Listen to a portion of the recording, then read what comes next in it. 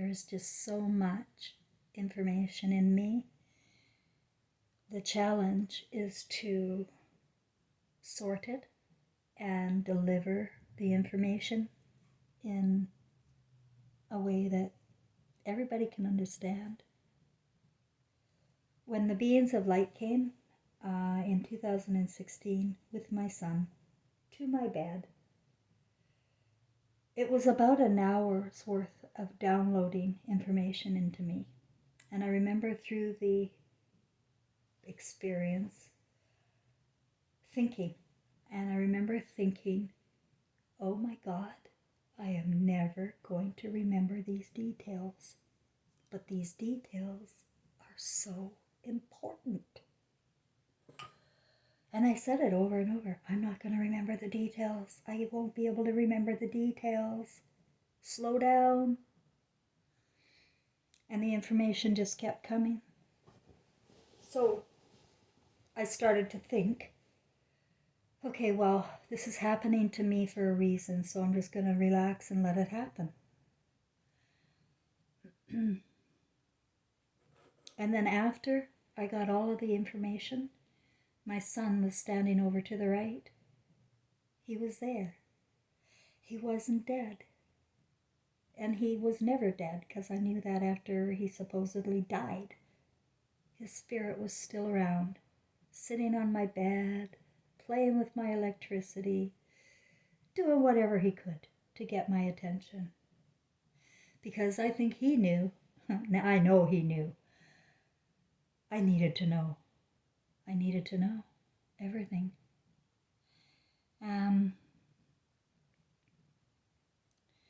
A lot of the information I got was personal. It was about my son and me and our lives together. And a lot of the information was global, because at the end of the day, we're all one. The costumes are only here in our consciousness. So what's happened is we are spirits of emotional light. And our energy is emotion of love. That is where we get our energy. Literally, we do. You know, when you are lifted with love, you feel good, right? You feel better. You feel amazing when you're lifted with love. Not everybody is lifted with love at all, actually. I'm one of them. No love. I've never had love here. Never, never, never. Never felt it. And if I don't feel it, it's not there. Okay? Except my son. And when he was born, I looked into his eyes and I said, oh my God, you're my one. You're my only one. And he can't talk about things like that in 1978. But my intuition knew this was my one. This is my soulmate. But I was conditioned in my consciousness, in my thinking. Thinking is the manifester. The words create images in our imagination, and we are such a brilliant species that we'll put together a picture and a story, and we'll believe in that. If the story, however, is not your own story, and you believe in other people's stories as if it's your story, like that you can tell somebody that their story is not true. And that's what people do to me all the time. Actually, I did it to me, so I don't blame you, because it took me 6 years. This is the first year I'm talking about who I am and who the spirit world is, what the spirit world is all about. But I couldn't remember details. I know everything. I know that sounds psychopathic, narcissistic, and egomaniac. I know that, because I was born here too. But I do. It's just going to take, well, so far it's taken me 6 years. 2016 is when they came. And this is the year that I can now see so much more. And I wanted to talk today about stars again. I was listening to Shane St. Pierre and his anti-disinformation program or podcast on BitChute, and he was doing a conversation with a few dudes that I really enjoyed. They're sorting through the solar system above us, and they're talking about the rotation of planets and stars and suns and moons and stuff. And I was only going in and out of the conversation as I was playing some backgammon, but I did pick up something that just got me so excited that it's coming, that consciousness is coming, guys. Okay, relax. It's coming. It's gonna come.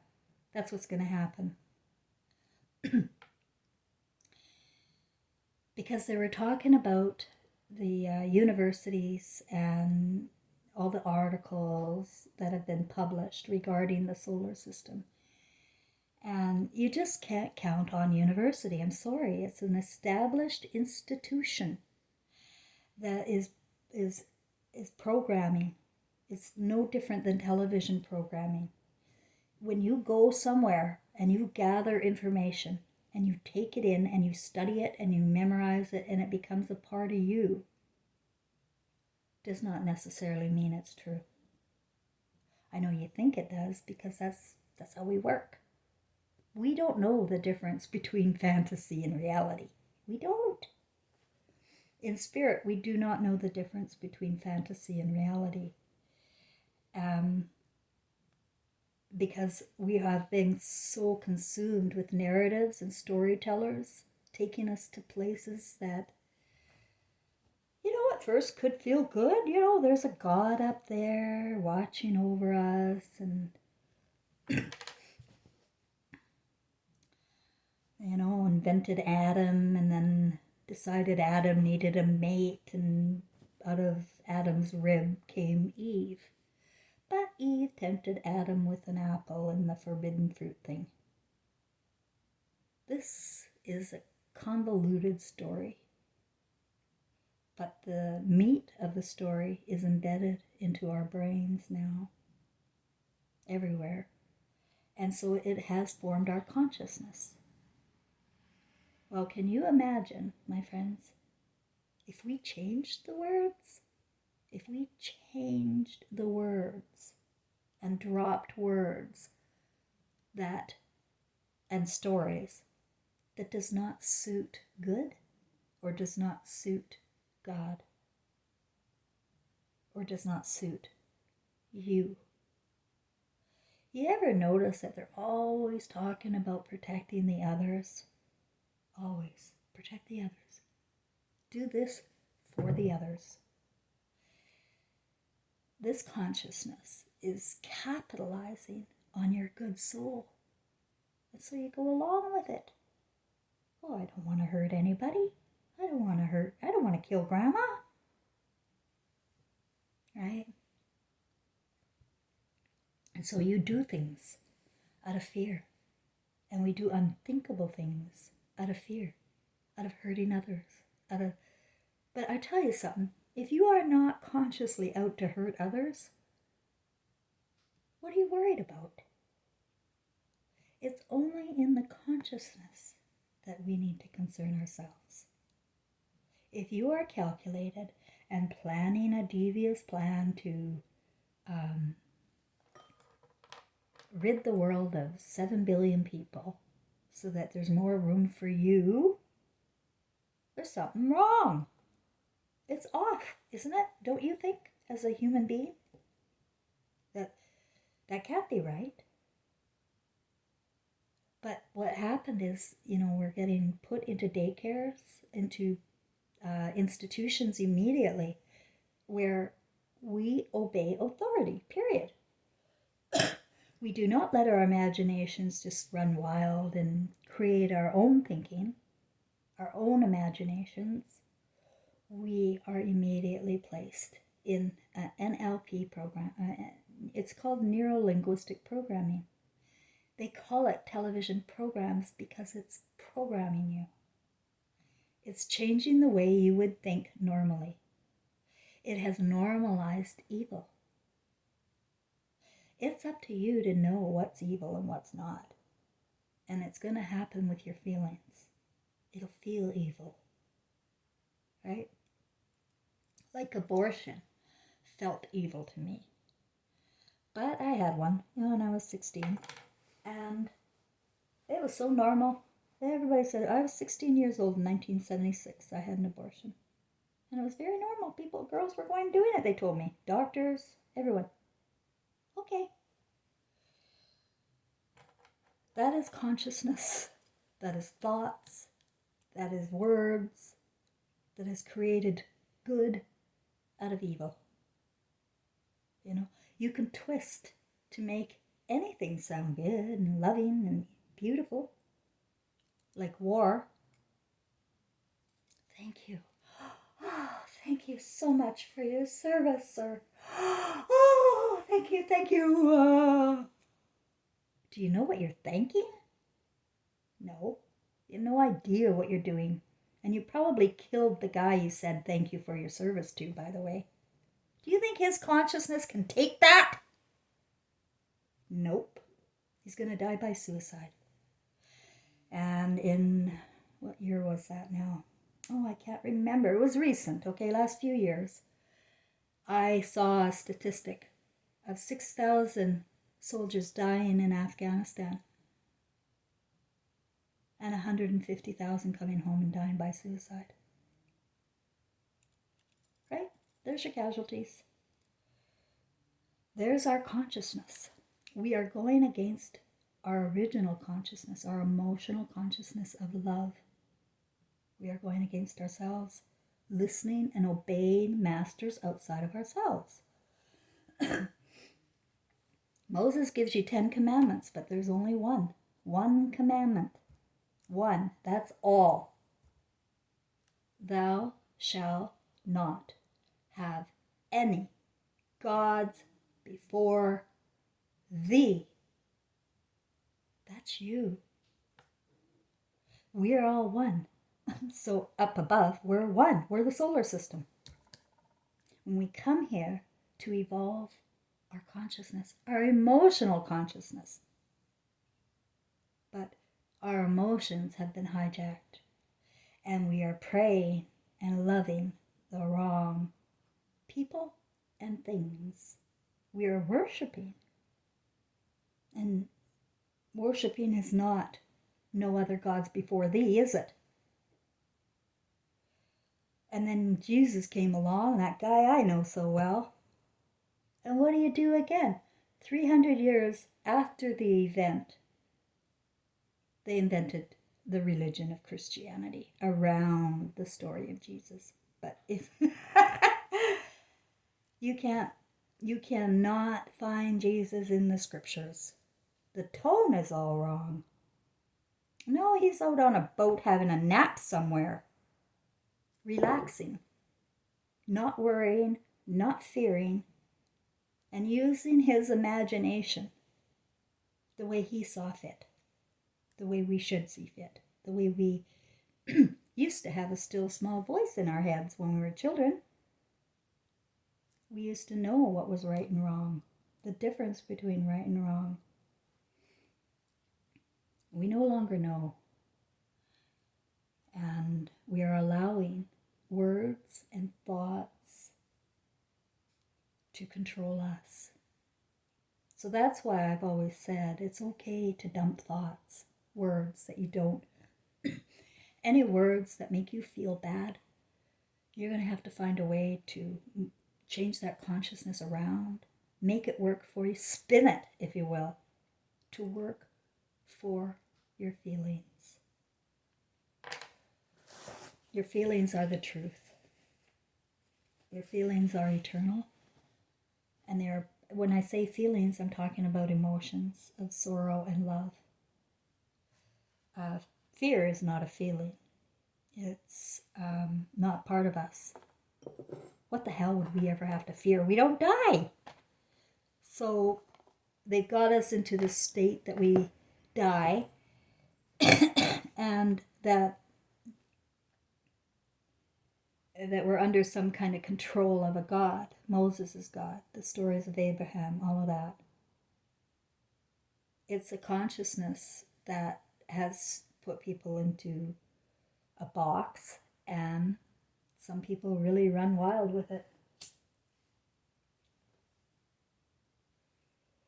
But on the other side, guys, we're all one. It's only here we're wearing the costumes. I also know that since the beings of light came, that has settled within me is that we do come with a soul group. We're always with a soul group under contract. That's how intelligent we are. Like, I'm talking about myself. I cannot say for you. Okay, I'll admit that. But in my spiritual world, I came under a contract with my mother, my father, my son, and my grandmother. We're all involved in this journey I was on in my life. And my father and my son were twin flames, and they represent the meek in my story. And so I represent the meek. I represent the little boys and girls who went to school and didn't fit in, didn't like it, didn't want to sit nice, wanted to play and imagine and do something else. But unfortunately, only about 5% of the children of every class are like that. Most will conform. Because, why do they conform? Because they love their parents. And they would never do anything to hurt their parents. Never, never, never. Nope, your children, at least in the first few years, will not hurt their parents, no matter what. They won't tell the parents that they're being raped either. They won't tell their parents that they're being tortured at school. They'll blame themselves. We all do. We start to go, uh-oh, I'm bad. Uh-oh, God's punishing me. Uh-oh, I'm out. That's how I felt most of my childhood. I was totally not involved in the popular cultures. Ever. In none of them. I was never in any popular culture. Thank me, God. Because if I was accepted and I did become popular like so many others in my class, I would be like them. I don't want to be now. I don't want to be learned. I don't want to be educated. I want to be who I am and what I'm here for. I had no idea I was under contract. I mean, I thought my mother just literally hated my guts. She emotionally tortured me my whole life. She tortured my dad, and she tortured my son. My mother was unconsciously evil. And I wrote the book, Evil Eyes, A Daughter's Memoir. And that's so many parents. They are unconsciously evil. Watching the program, listening to Tough Love, listening to the Mad Mothers, listening to how we have to protect the others. But never your child. And I didn't protect my child. In my emotional confusion and the gaslighting of my reality, I forsaked my son. The first time I forsaked him was the moment he was born. The doctor came in and said, "Would you like your child circumcised?" Now, I thought that was some kind of religious ceremony. I was 18 years old, and yes, indeed, we want to please God here, because I've got a child now, and I must go with the program. I know I didn't in school, sorry, but now I will. Now I'll take care of my kid. Now you go ahead, you chop up that penis there.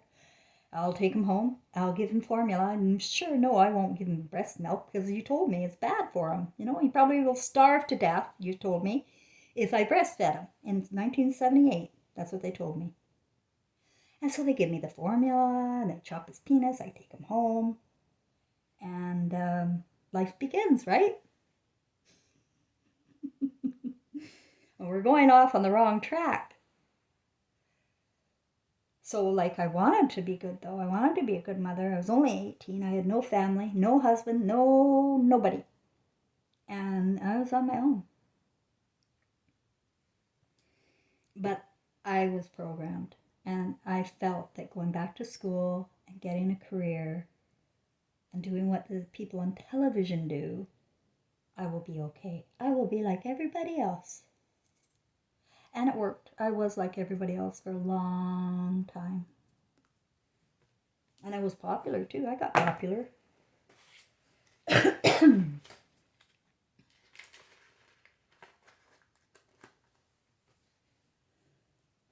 Avoid the popular ones, guys. They're stupid. The popular ones lift others in God's world. They go around lifting people. And that's all I've done my whole life. I've gone my whole life and protected people's feelings, forsaking my son and myself. These were my other gods before me. And I've really learned my lesson. But I want to talk about the consciousness of our emotional thinking. This is what's missing. We have consciousness of other kinds of thinking, words, the word. But that consciousness is evil. The words are evil. Oh my gosh, I remember going to school, grade 1, grade 2, grade 3, grade 4. Let me tell you something. I'm going to be honest because nobody else is around here. Some of those stories in the textbooks made me horny. Made my body horny. Reading books from school. Did you ever get horny reading books from school? So we ought never send our children to school to be conditioned, NLP'd, to turn into sexually confused monkeys using words that defy everything decent. Yeah, I just saw Stu Peters. He's a podcaster who's bringing the truth. He's a very angry boy. I suspect he is a Freemason who is bringing the terror about everything going on so that you can be terrorized. You know, I don't see anything. I don't see him lifting people. You know what I mean? I don't see him making people feel good. I don't see anybody really making people feel good. But this is where you will get your energy back. You will be very strong. Like me, here in this house in Quebec, I've been for 4 years. I'm surrounded by French people, and I can't learn French, and they're angry about that. But, you know, I'm here, I pay my rent, and I'm a good person. So I just started baking bread and making soup and passing it around to my neighbors. Now, they can't hear my words. I have no words for them. They don't know I'm crazy because I have no words. But they know my spirit. They know I bring food. They know I have kind eyes. They know I protect their feelings. It's telepathy. They can see what I am. And I'm not going to lie, my first few years here were hell on earth. They were torturing me. They thought they could torture me here, playing games with me, mind games. And I did. I went off rails a couple of times, ended up in the hospital. But this last time, last November, I came home and everything changed. Everything changed last November when I came home from the hospital for the last time.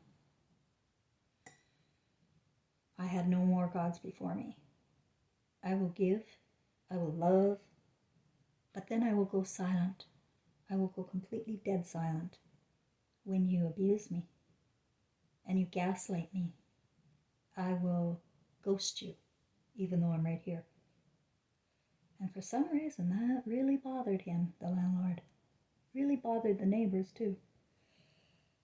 And I started to notice that this summer they were coming around. And now everything's good. It's all telepathy, though. We don't have words. It just feels good. Do you know the difference? You don't need words when it feels good. Just leave it alone. If it feels good, leave it alone.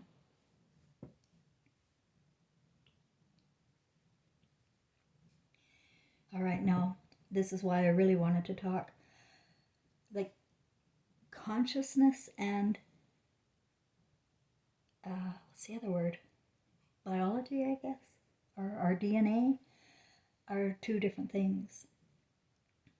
But the part of us in our body, the details are coming to me that the eyes,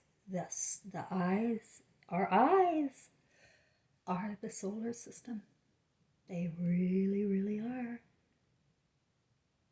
The lights in your eyes, those two lights, maybe you have more, those are stars. Those are stars. You ever see stars? You have stars in your eyes. And you are a star. You're a star seed. You wouldn't know that because you were educated differently. But this is what, I wouldn't lie to you. And I would never say anything that would be contrary to God. Ever, ever, ever, ever. And what God means is love. So what I say always comes in love. And I've told you I've been wrong before. But today I'm firm. Our eyes are the solar system.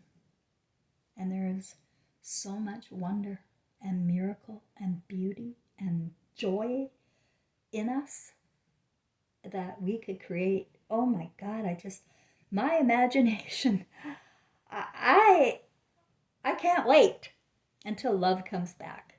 And when love, and the emotion of love and discovery, learning for ourselves, I mean, the world could be a dream. It could be a paradise. It could be heaven, and that's the point.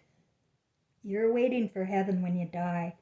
You're waiting for your reward. You don't get rewards. You get the truth. And if you were living in the truth, you got no problems. If you were living in lies, you got a huge problem, and you're coming back. You're coming back with no memories. And you'll keep coming back with no memories, and you will keep living the same consciousness in the words and stories. They're, as you can tell, they're getting a lot more violent and porn in everything. This last 100 years with Hollywood really is the scriptures on steroids with the imagination.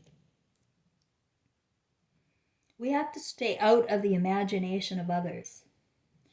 If you don't know something, then find out, figure it out, connect the dots, and make sure it sits right with you. If it doesn't sit right with you, it's probably not the truth.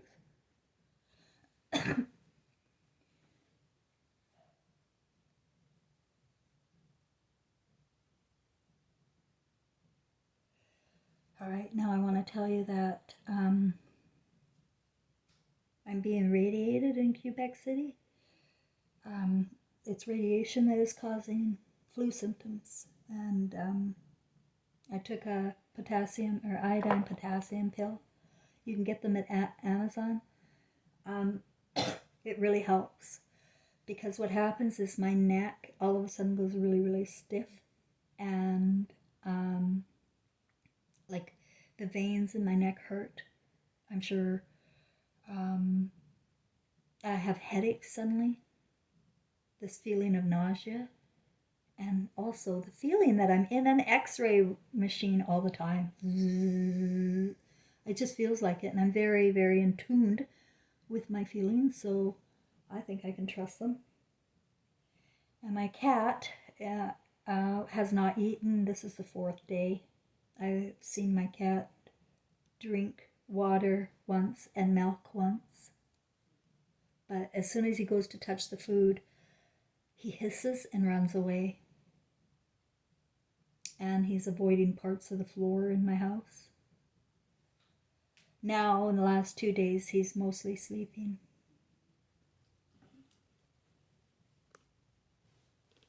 It's right there.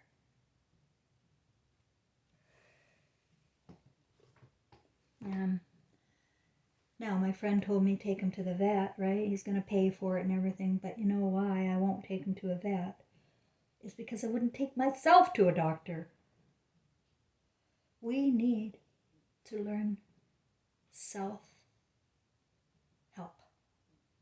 self-awareness, self-help. and using your own brain and your own imagination on how to do it. If I can't save my cat, it's not my control. I do not take control over other people's lives and deaths. I used to. I used to be responsible for everybody and everything.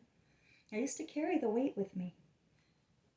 But my spirit, my consciousness is love, remember. I'm not going to do anything to hurt my cat. I'm going to do whatever I can. What is a vet going to do? He's going to examine it the same way I can examine it. He's not going to see anything different than what I can see. And he's going to guess. And then he's going to take blood work and he's going to tell me he's intelligent about everything. But he's not. How do I know? Because I've already had all the diseases and I'm cured. And it was by avoiding doctors. So the thing is, what I'm saying is that the jig may be up here with me soon. I could feel myself, sometimes when I'm walking, I could just drop. I could just fall. That's how I feel. But I'm not. I haven't dropped yet. I've had a stroke that was kept. It still bothers me today. I will suddenly start talking slow, or my body will suddenly seize up and I'll be very slow. And many, many heart attacks. Oh my God, I can't tell you how many heart attacks I've had this year. But they go away and I'm still here. So there must be a reason. I remember when the Beings of Light had finished downloading me with all this information, they were doing something with my body. It felt like they were taking parts off. And my brain said parts therapy. I don't know what that means. It's in my clinical practice, I was a clinical hypnotherapist. In my clinical practice, we use the term parts therapy for therapy. And that word came to me as they were doing this work on my body. I was about 99 pounds at the time the beings came. And I found out later I had a black mass on my lung. I was selling my business because I could no longer, I had no energy. But worse, my friends. You know why I had no energy and lost everything? It wasn't because of me. It was because of my family.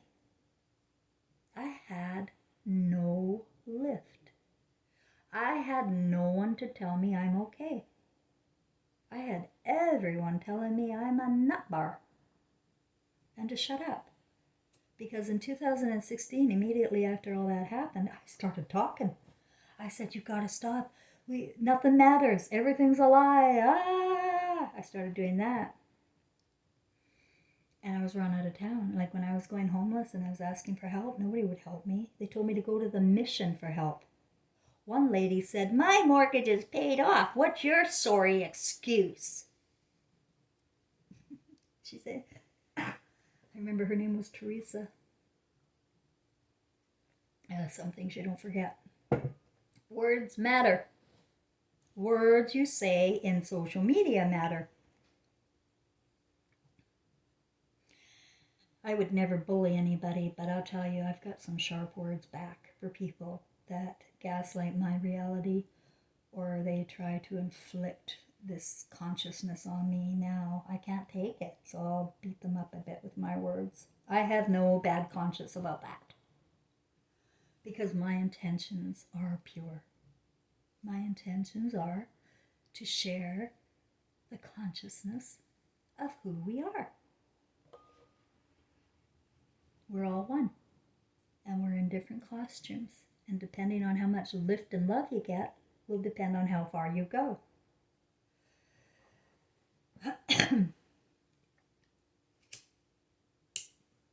People believing in you.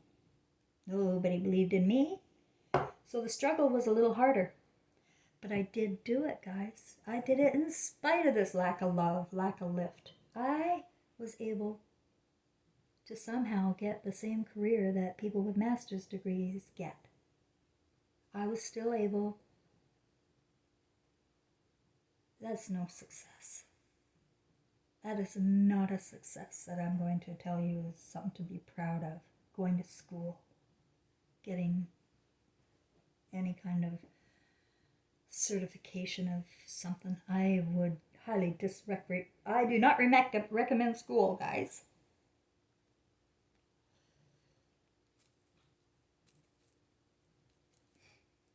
But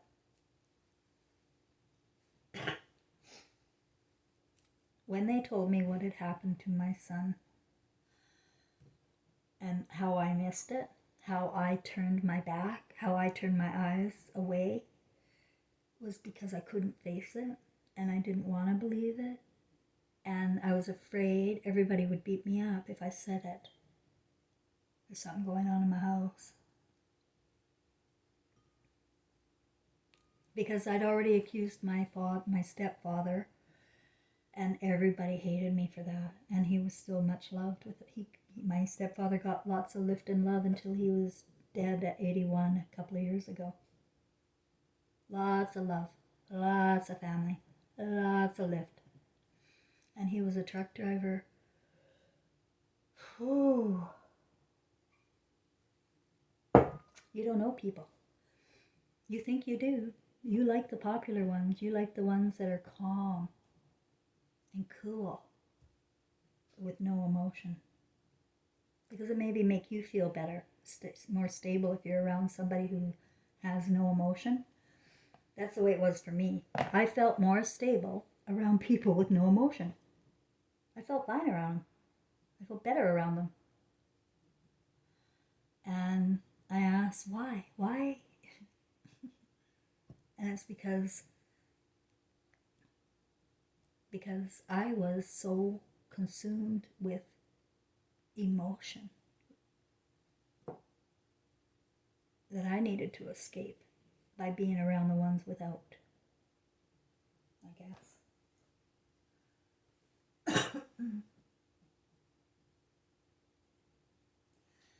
So the words, the mocking, the demonizing of other people, other groups, other religions, other races, and your other gender is a huge mistake because we don't know anything. The consciousness has been set. We've been formed and lied to in our forming. And now, this is the exciting part, I think. I feel very strongly that once one person gets it, we'll all get it. Like, it'll spread. Because the reason why I say that is that with the information I got about the historic corruption of our world and my family, that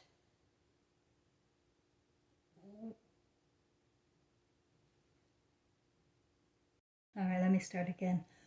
Once we get the corruption of our world known,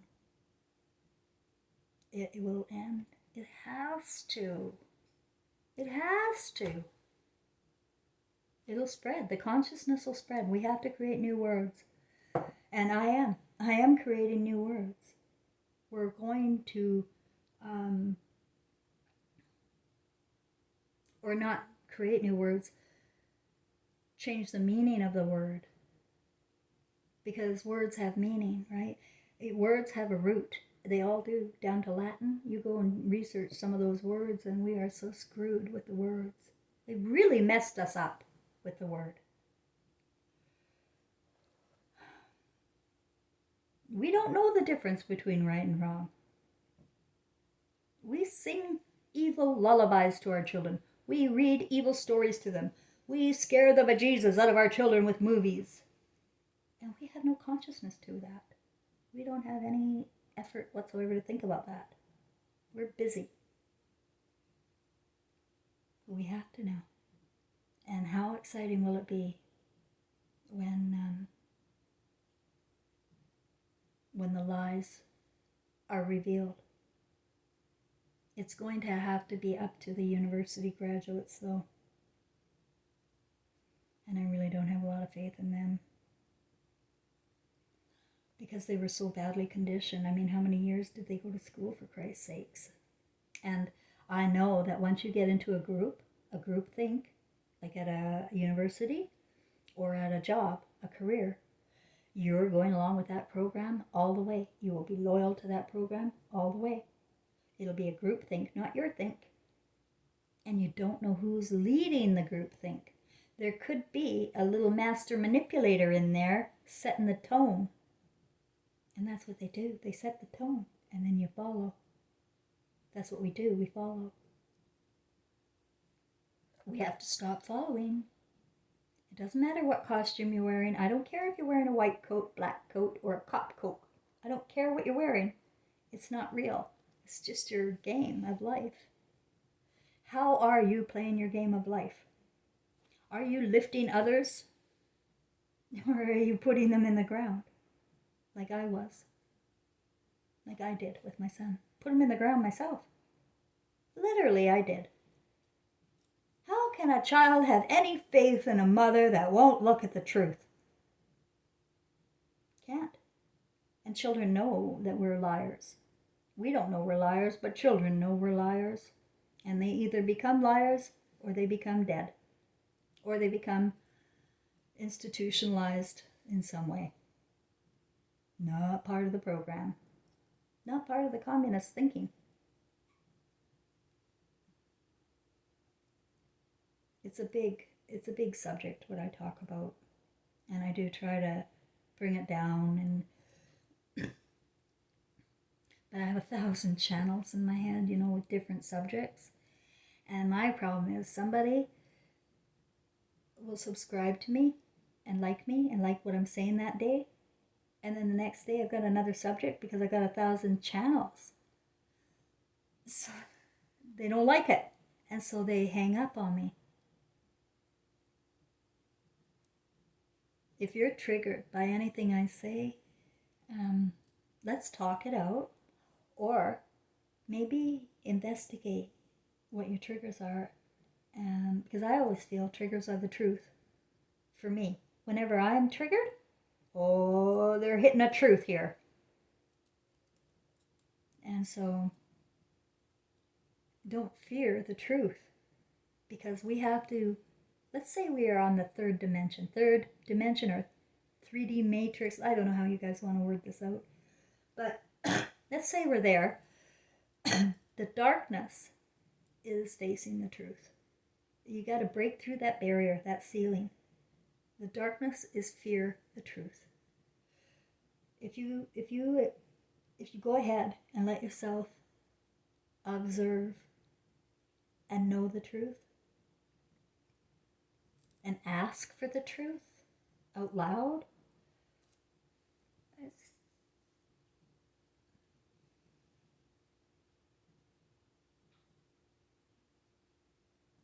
I think it's hopeless for those souls.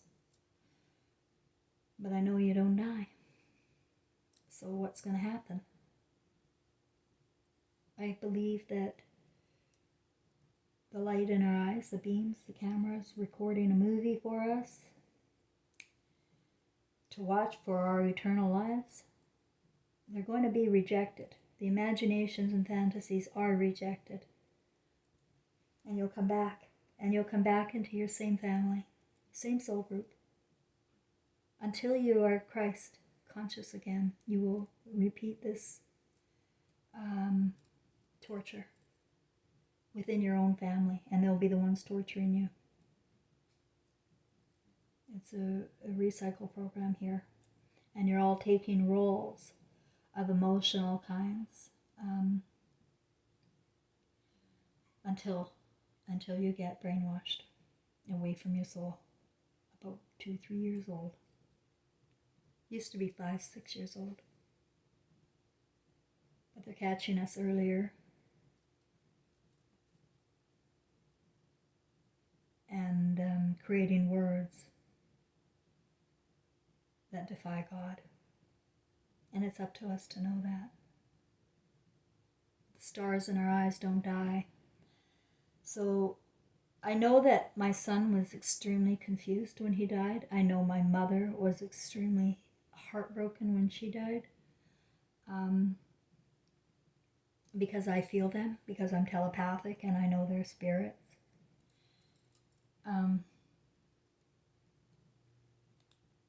but it can be worked out, dead or alive. You can work anything out. But will you have the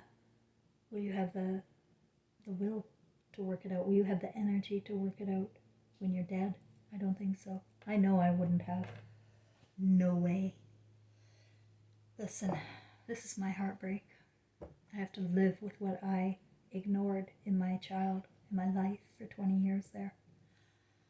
I have to live with that blindness, blind spot, and what I did. And I'm glad, because if it leaves me, if I forget what I did, I'm going to come back and repeat it. I'll never forget. You'll never forget when you get to realization, when you get to Christ, you'll never forget, and you'll never want to do that kind of thing again. You'll want to start lifting and loving other people. You'll get your energy that way, and you'll know it. So who knows how long we're all going to be around?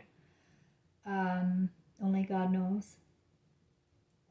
I don't know if I'm dying or not. I haven't yet, so I'm optimistic. If I lose my cat, I won't fall apart. It's a part of life. I love my cat. I am tending to my cat. He sleeps on my pillow with my head. So, there may be a different kind of reason things happen. Like I may lose my cat because it may be time for me to move on. I don't know. I don't know what's going on. And that's the thing. I'm not going to pretend I do know what's going on. I'm just going by my own consciousness. And it works for me. I don't feel bad, and I have no guilt, I have no shame, and I have no fear. The only thing I have is a feeling that I cannot look at other people or mingle with other people right now until they're conscious of themselves too. I love people that are conscious of themselves. I met a woman this morning on in a comment thing, and she said, I was talking about the stars in her eyes, and she said, "You're right." She said, like, I can't remember what she said now, but she said I was right. And that lifted me. And we do get lifted by other people. And you know what the mainstream says? If you depend on other people to lift you, then there's something wrong with you. It's rotten to the core. So I do depend on people to lift me. I am a way better human being when people lift me. When I'm loved, well, I have never been loved other than by my son and my spirits around me. But I can tell if I'm loved, I would be way better person. Way, way, way, way better. We all would be, right? You know you would be. So we all need it. So why don't we all give it? Why don't we all change the consciousness of being authorities over others and start just loving others for their own stories? Like I love you for your story. I don't know what you've been through, but I know you have a story. We all do. The stories are our egos, and the ego is in our eyes, and our eyes are going home with us. If the ego isn't satisfactory, though, to you, because nobody else is judging you, if you don't like your movie, you're going to come back. I love my movie now. I hated my movie before. I love my movie now. My movie is this girl, this little girl, so precious and sweet, born into a dysfunctional family, and all of her trials and tribulations, and how she overcame with pure love for everybody. That's what we want. That's how we want to feel.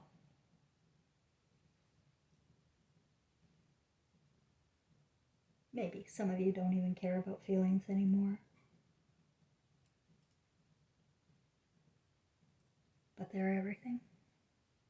They are your light. They are your life. So what I'm suggesting is let's create a new movie. But you can't create the new movie for me. And I can't create the new movie for you. You create the new movie and make it a blockbuster. Make it better than any Hollywood production that you've ever seen. Create a new movie, a new story for your life. If you love your life and everything's fine, then I don't know why you're listening to me. But I don't think that's the case. In most people feel empty right now, alone, and they can't communicate with their loved ones. I know that because I can't communicate with mine. But I love them. And I feel them. I just don't know if they're ever coming home. I don't know what that means, really. Because I think this is our home. But I feel in a way that we are the solar system. We are the entire solar system. You can see it in your eyes.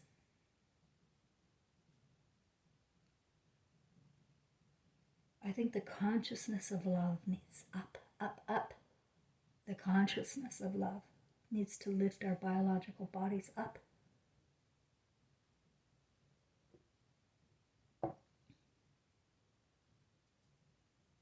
Accept everybody the way they are right now. You're not changing anybody. Be self-aware. And you can't lift anybody else, my friends. You will not be able to lift anybody until you lift yourself. Like when I was homeless and no furniture here in this apartment, I got donated stuff. I was sitting here like all my life. I had beautiful furniture in Copper Sky at West Kelowna. I had a car. I had a life.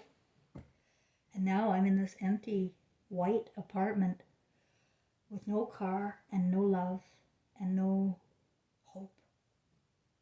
How the fuck did I lift myself? I started to look at my feelings of childhood. I started to look at my feelings around my marriage. And remember, I was downloaded with the truth, so it was in me. And I began to fall in love with this little girl named Cheryl Ann Gross Close, born in North Vancouver, British Columbia, at Lions Gate Hospital on September 11th, 1959. I love me, and that's what I want for you. Now, I don't need your love, but I sure feel good when it's there. So if you do like my videos, I hope you give me a like. Give me a comment. The people that are giving me words of encouragement there lately, you totally rock me. Thank you. Thank you.